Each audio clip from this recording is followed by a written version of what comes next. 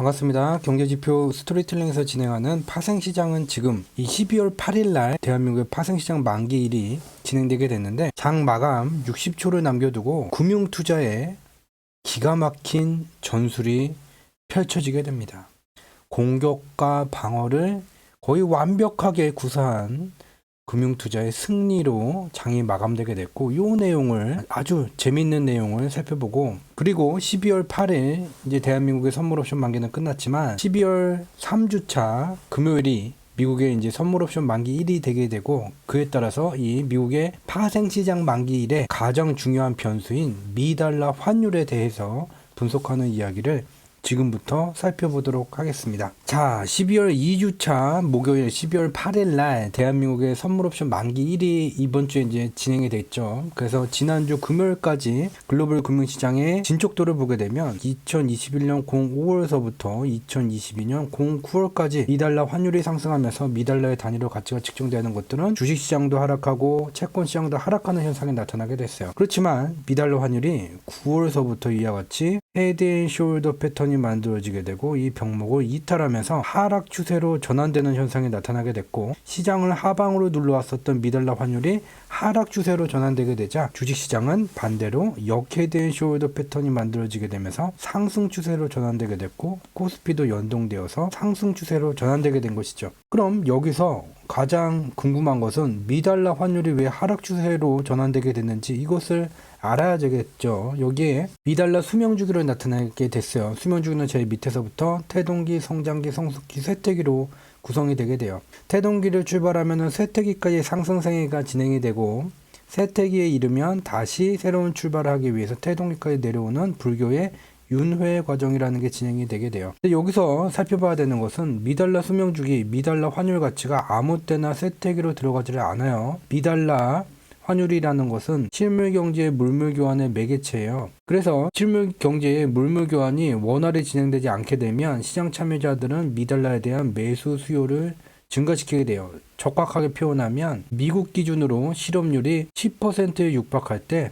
미달러 환율은 수명주기에서 제일 위에 꼭대기 쇠퇴기에 오게 됩니다. 근데 2022년 09월에 얘가 여기까지 왔는데 미국의 실업률은 여전히 3%대예요. 그러면 이만큼이 글로벌 금융시장의 투기자금에 의해서 미달러가 선물 상품으로 금융시장에서 거래되기 때문에 이 투기자금에 의해서 과도하게 미달러가 상승한 거죠. 이와 같이 미달러가 실물 경제 속에서 실질 가치보다 심각하게 왜곡이 되게 되니 미국의 중앙은행이 드디어 개입하게 됐어요. 여기에 파란 선으로 나타난 게 미연준의 보유자산이에요. 여기 미연준이 있고 시장이 여기 있어요. 미연준은 달러를 조절할 수 있는 능력을 갖고 있고, 시장에는 부가가치를 만드는 기업들이 돈을 투자를 받기 위해서 회사채를 발행하게 되죠.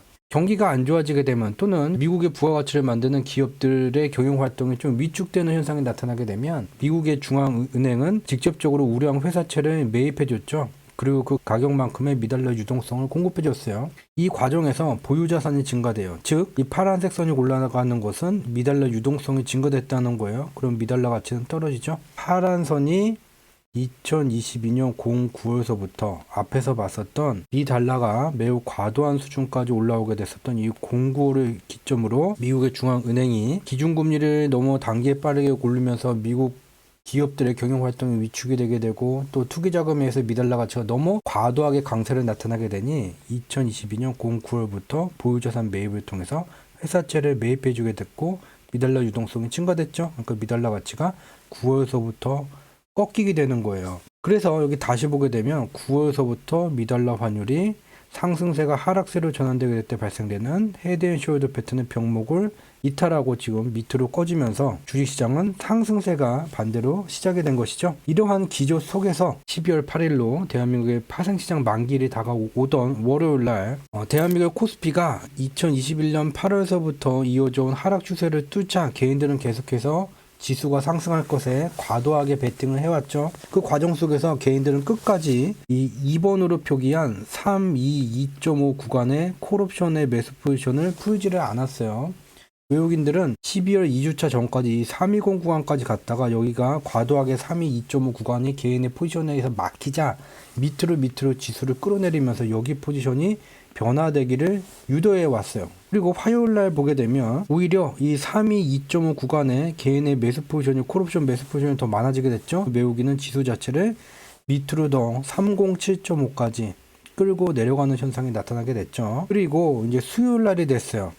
12월 7일, 12월 8일 목요일 날에 대한민국의 파생시장 만기 1이 되게 되니 개인들은 여기에 있던 파란 숫자마저도 다 빨간 숫자로 바꾸면서 지수가 이 구간에 조금이라도 올라오게 되면 돈을 벌겠다는 희망의 베팅을 하게 된 거죠. 그렇게 되니 외우기는 오전이에요. 307.5 구간에서 이제 다른 수를 생각하게 돼요. 위로 가는 것은 아예 이 3위 2.5까지 닿아가는 것은 글렀으니 개인이 돈을 벌겠다 여기다가 매도를 올려놨으니 여기는 못 가니까 이제 외국인이 선택할 수 있는 것은 이 310 구간에 외국인이 늘상 사냥하는 개인의 콜옵션 파란 숫자를 잡아먹거나 또는 밑으로 광대하게 펼쳐진 지수 자체를 폭락시켜서 이 밑에 있는 개인의 파란 숫자를 잡아먹는 두 가지 선택의 기로를 갖고 있었죠. 근데 여기서 복병이 등장을 하게 돼요.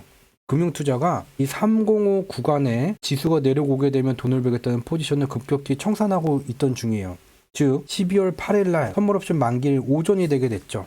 그랬더니 어저께까지는 금융투자가 305 구간에 지수가 하락하면 돈을 벌겠다는 이 포지션을 갖춰놨는데 이 12월 8일 오전이 되니 305 구간에 금융투자가 여기로는 지수가 오지 않을 거야 라는 베팅으로 전환하게 됐어요. 즉 금융투자는 외국인이 선택할 수 있는 두 가지의 경로 중 이 위에 있는 307.5 구간을 잡아먹든지 아니면은 이 밑으로 광활하게 펼쳐져 있는 이 구간을 잡아먹든지 이 두 가지 길에서 이쪽 가는 길을 금융투자가 막아서게 된 거죠. 오전에 장 마감일 오전에. 근데 외국인이라는 저 수급 주체는 국내 기관보다 특정 기간에 제한된 기간에 제한된 시간에 운용할 수 있는 자금 규모가 굉장히 더 커요. 근데 외국인이 선택할 수 있는 두 개의 길 중 하나를 금융투자가 강제로 막아선 거죠. 그렇기 때문에 외국인이 여기에 순응할 리가 없겠죠. 그래서 금융투자는 고민을 하게 돼요. 이게 외국인하고 지금 맞붙게 됐는데 외국인의 화력에 밀리게 될 경우를 대비를 해야지 되겠죠. 장 마감일 오전에는 지수 자체가 305 구간에 와 있는데 금융투자가 외국인하고 붙어서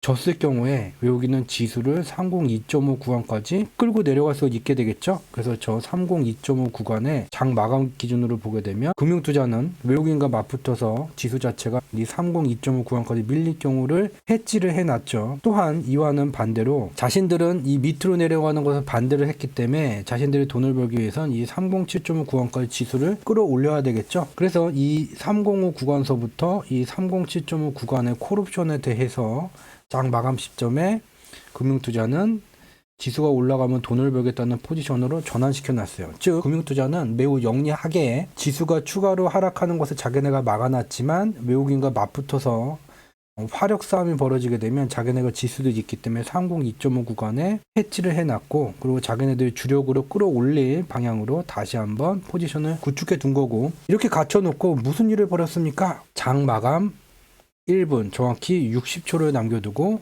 외국인과 기관의 거래량이 맞붙게 되면서 이와 같이 거래량이 폭발하는 현상이 나타나게 됐어요. 국내 기관은 자기네들이 포지션을 갖춘 대로 지수 자체를 위로 끌어올렸고 외국인은 밑으로 끌어내렸어요. 이 국내 기관은 이미 외국인과의 싸움에서 졌을 경우를 해지를 해놨고 위로 끌어올리는 것도 포지셔닝을 해놨죠. 그래서 결과는 국내 기관의 승리로 끝나면서 307.5 구간까지 지수가 올라가면서 장이 마감되게 됐죠. 금융투자가 장 마감일 막판에 매우 현명한 전술을 진행을 했어요. 그러면 12월 8일로 대한민국의 선물옵션 만기일이 끝났는데 12월 3주차 금요일이 미국의 또 선물옵션 만기일이 되게 되죠. 그러면 12월 8일서부터 미국의 선물옵션 만기일 그리고 그 이후까지 어떠한 조건들이 글로벌 금융시장에 영향을 미치게 되는가 앞에서 살펴봤었죠. 시장을 하방으로 눌러왔었던 미달러 환율이 하락 추세로 전환된 다음에 급락이 떨어지다가 그 뒤에 미달러 선물 매도 포지션, 즉 미달러가 하락하면 돈을 벌겠다는 포지션으로 전환된 거죠. 미달러 선물 매도 포지션을 준비하지 못했었던 투기자금들이 반발 매수세는 나타나게 됐지만 얘마저도 하향 이탈되게 된 거죠. 그 뒤에 여기서 다시 한번 돌려세우면서 반발 매수세를 만들었지만 우리가 알 수 있는 것은 이 그림상으로도 얘가 다시 여기서 이렇게 추세를 살리지는 못할 것이다. 또한 이와 같은 그림이 만들어진 이유가 바로 미국의 중앙은행이 2022년 9월부터 미달러 환율 가치가 매우 왜곡됐기 때문에 이와 같이 시장의 보유자산 매입을 통해서 미달러 유동성을 추가로 공급했기 때문에 이와 같은 흐름 속에서 미달러가 꺾인 거기 때문에 이와 같은 미달러의 하락 추세와 정확히 표현하면 미달러 선물 매도 포지션이 주도 포지션이고 주식시장은 상승 추세로 전환된 이 추세가 붕괴되지 않을 것이 적어도 붕괴되지 않을 것이다 라는 걸 우리는 알 수가 있게 됩니다. 여기서 파생시장은 지금 내용을 마치도록 하겠습니다. 고맙습니다.